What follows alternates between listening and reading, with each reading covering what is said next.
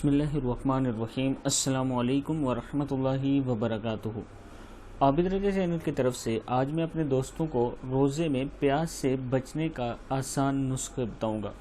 اس سے پہلے میں اپنے تمام دوستوں سے گزارش کروں گا کہ اگر آپ نے ابھی تک میرے چینل عابد رضا کو سبسکرائب نہیں کیا تو ضرور کر لیں تاکہ ڈیلی آپ تک اچھی ویڈیو پہنچ سکیں۔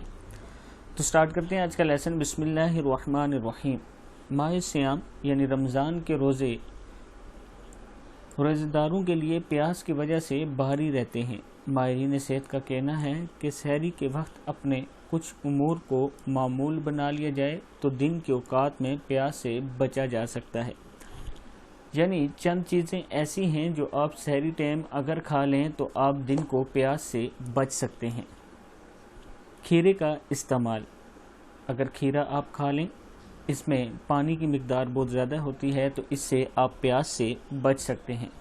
نمبر 2، تربوز، اس میں بھی پانی کی مقدار زیادہ ہوتی ہے، اس سے بھی آپ پیاس سے بچ سکتے ہیں۔ نمبر 3، دہی۔ نمبر 4، اجوین کے سبز پتے۔ اور نمبر 5، ٹماٹر۔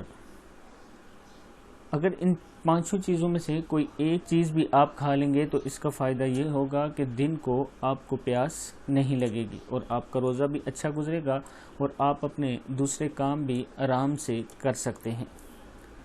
میں اپنے دوستوں سے گزارش کروں گا کہ آپ خود بھی اس پر عمل کر سکتے ہیں اور آگے اس ویڈیو کو اپنے دوستوں کے ساتھ ضرور شیئر کریں۔ السلام علیکم ورحمۃ اللہ وبرکاتہ۔